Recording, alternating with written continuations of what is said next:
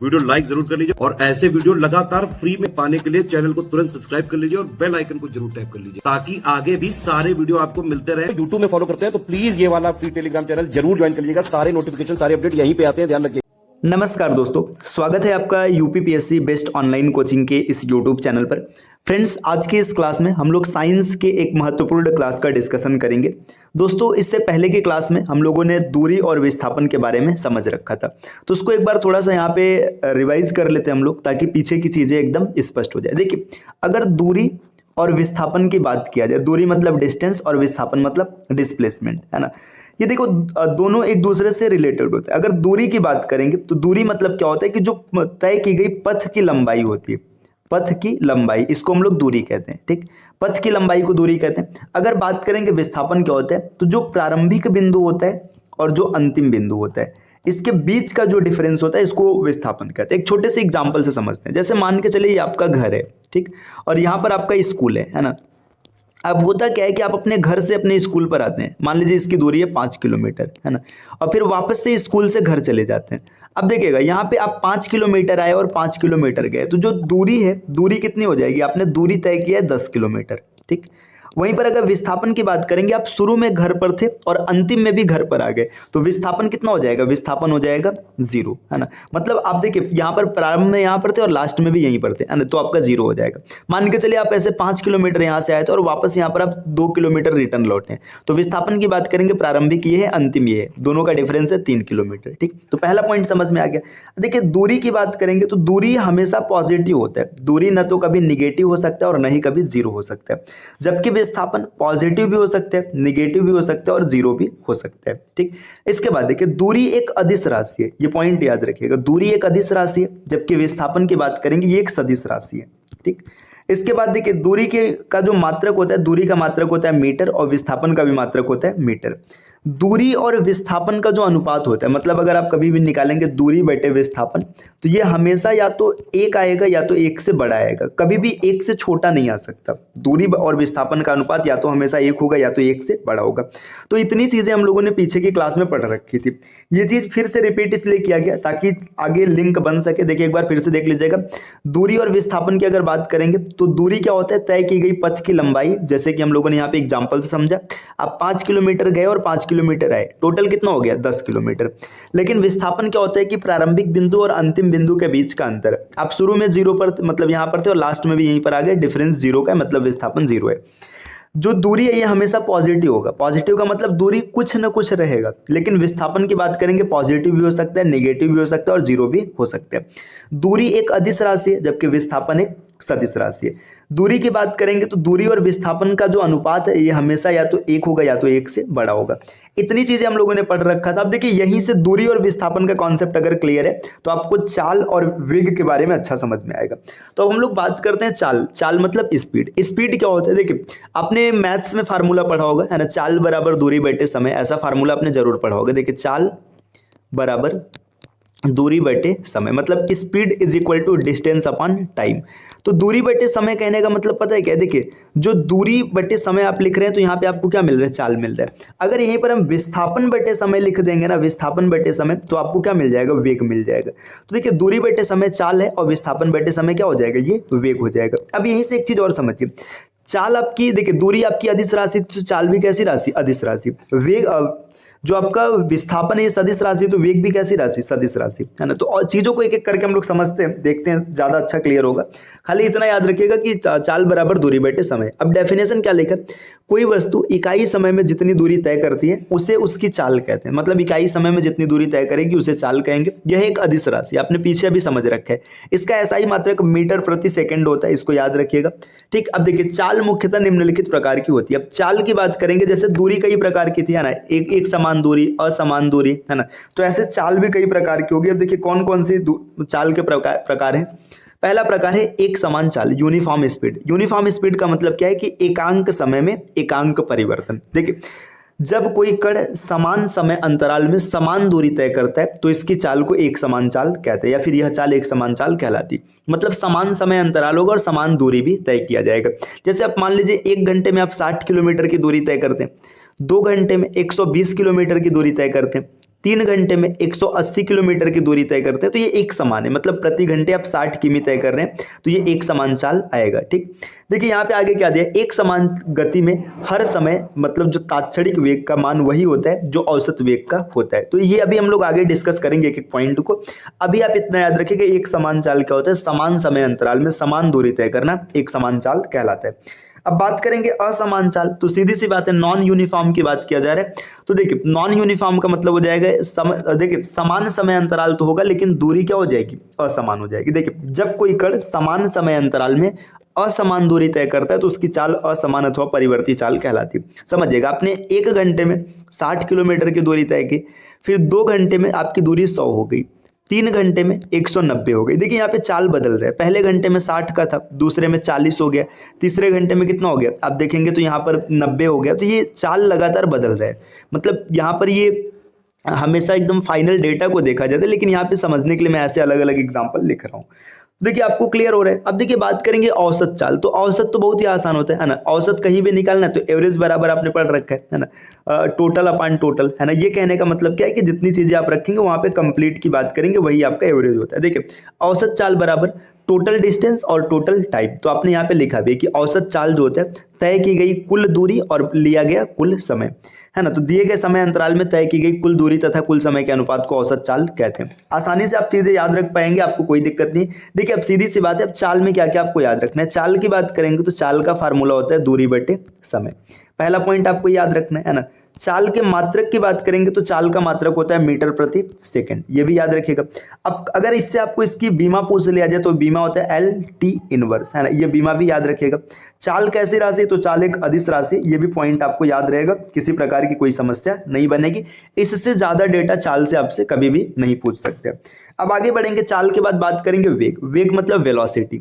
अगर आपने चाल को समझ रखा है, दूरी को समझ रखा है तो आपको ये अच्छे समझ में आएगा। देखिए चाल बराबर क्या होता है, दूरी बटे समय होता है ना, दूरी बटे समय होता है। एक बार फिर से यही रिपीट कर रहे हैं ताकि आपको अच्छे से क्लियर हो जाए। जितनी बार आप रिपीट करेंगे आपके दिमाग में उतने गहराई से सेट हो जाएगा।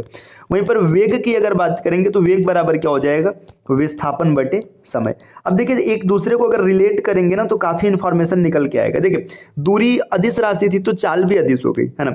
विस्थापन सदिश राशि है तो वेग भी क्या हो जाएगा, सदिश राशि हो जाएगा, है ना। अब पीछे देखिए आपने क्या क्या पढ़ा था, दूरी आपकी हमेशा पॉजिटिव हुआ करती थी, है ना, तो चाल भी हमेशा क्या रहेगी, पॉजिटिव रहेगी, है ना। समझिएगा जो जो आपने दूरी के साथ पढ़ा था वही वही चीज यहाँ पर अप्लाई होगा, क्योंकि समय तो कांस्टेंट है ना। जैसे देखिए अगर यहां से समय को और यहां से समय को हटा दिया जाए तो वेग बराबर विस्थापन मिल जाएगा और चाल बराबर दूरी मिल जाएगा, है ना।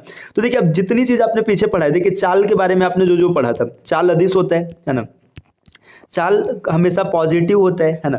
चाल देखिए अदिश होता है, पॉजिटिव होता है, और आपने जो एक रिलेशन पढ़ा था उसका दूरी और वेग का, तो यहीं से आपको ये भी पता चलेगा। चाल अदिश होता है, पॉजिटिव होता है, कभी नेगेटिव नहीं हो सकता। इस तरीके से आपको निकल के आएगा। विस्थापन सदिश होता है, ये पॉजिटिव नेगेटिव जीरो कुछ भी हो सकता है।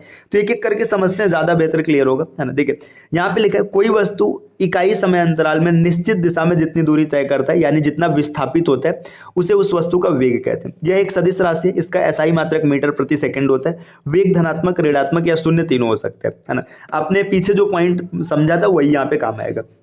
अब देखिए चाल एवं वेग, किसी वस्तु का चाल उसके द्वारा प्रति इकाई समय में चली गई दूरी होती है ना। अतः चाल बराबर चली गई दूरी बटे समय, यही सब कंक्लूजन दिया जा रहा है।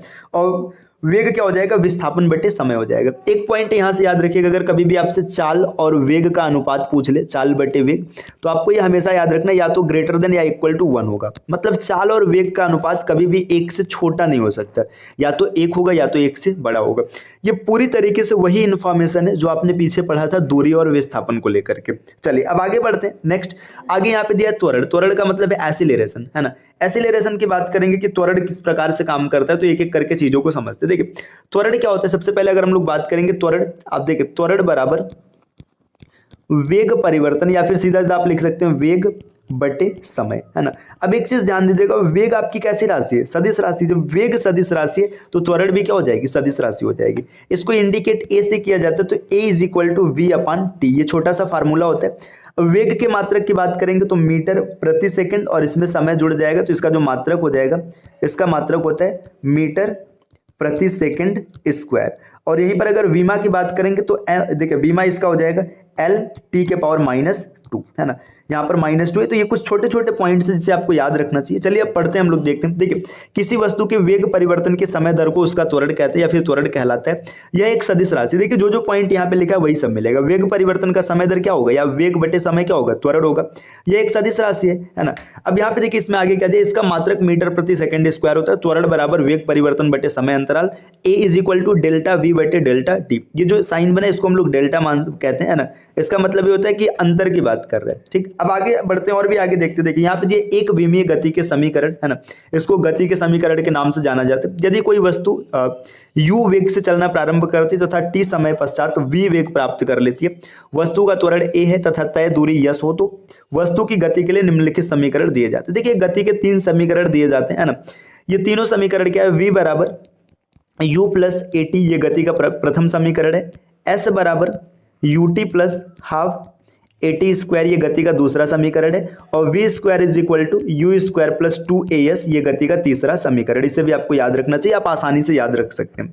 ये गति के समीकरण मतलब क्या होते हैं, देखिए इससे हम लोग गति से जुड़े न्यूमेरिकल्स को सॉल्व कर सकते हैं। यहाँ पे सबके बारे में अगर बात करेंगे तो u हमेशा प्रारंभिक वेग होगा है ना, v अंतिम वेग होगा, t समय होगा, a त्वरण होगा, s चली गई दूरी होगा। अब किसी भी प्रकार के क्वेश्चंस रहेंगे तो आप कर लेंगे। चलिए अब आगे बढ़ते हैं, देखते हैं नेक्स्ट अगले पॉइंट में क्या दिया है डेटा। देखिए यहाँ पे अच्छा दिया 99 सेकंड में तय दूरी, तो 99 सेकंड में तय दूरी, इसका फार्मूला ये s = u plus 1/2a 2n-1। ये n क्या हो जाएगा, n हो जाएगा समय की बात कर रहे हैं है ना।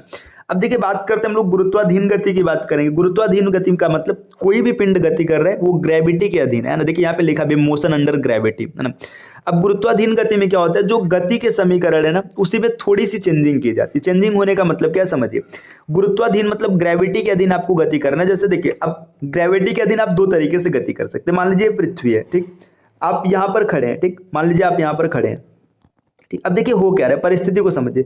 आप यहाँ से एक पिंड ऊपर फेंकेंगे है ना, जब ऊपर फेंकेंगे देखिए या ये पिंड ऊपर जाएगा तो ऊपर जाने की परिस्थिति अलग होगी, फिर वापस ऊपर से जब नीचे आएगा तो इसकी परिस्थिति अलग होगी। अलग होने का मतलब समझिए, अब जैसे मान लीजिए आपने कुछ बल लगा करके इसको ऊपर फेंका है, जब ये ऊपर जाता रहेगा तो पृथ्वी की ग्रेविटी जो होगी, गुरुत्वाकर्षण जो होगी, कि इसको खींचेगी नहीं अपनी ओर। आपने पढ़ा है ना कि गुरुत्वाकर्षण हर चीज को अपनी ओर आकर्षित करता है।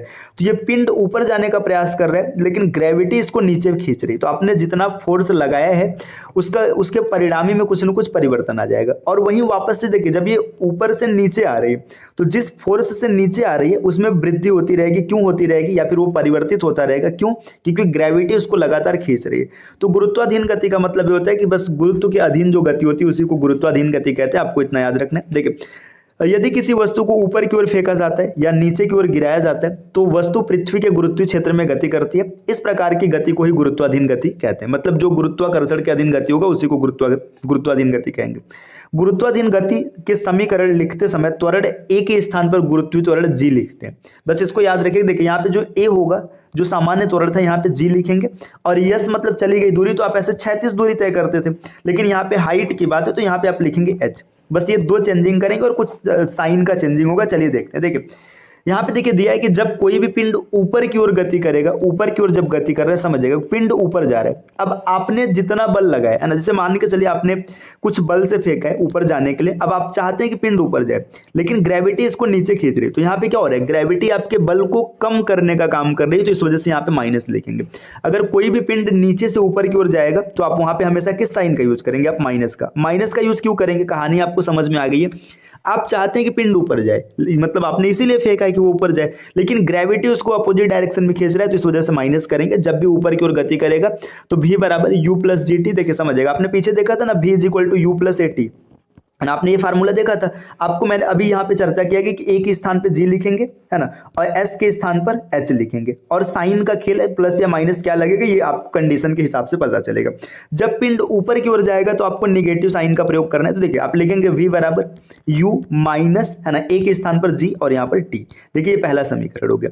दूसरे की बात करेंगे, s बराबर ut plus half AT square आपने पढ़ रखा है। देखिए यहाँ पे क्या होगा, s की जगह पे h लिखेंगे बराबर ut और माइनस हाफ gt स्क्वायर, जो कि यहाँ पे लिखा हुआ है। देखिए h बराबर ut minus half gt square. जबकि तीसरे समीकरण की बात करेंगे तो u square v square is equal to u square minus 2gh।